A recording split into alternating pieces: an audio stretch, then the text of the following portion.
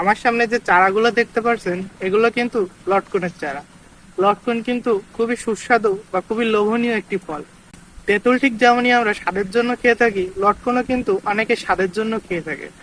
আর তাছাড়াও এই লটকনের আছে কিন্তু বিভিন্ন রকমের উপকারিতা। তার ভেতর যেমন আমি একটি বলতে পারি, স্মৃতিশক্তি বৃদ্ধিতে কিন্তু এই লটকন খুবই কার্যকারিতা রাখে আমাদের এই মানব দেহে।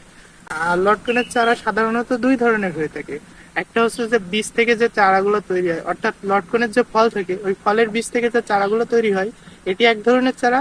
আর দ্বিতীয়ত হচ্ছে আমার সামনে যে চারাগুলো আছে এইগুলো এইগুলো হচ্ছে কলম পদ্ধতিতে তৈরি চারা।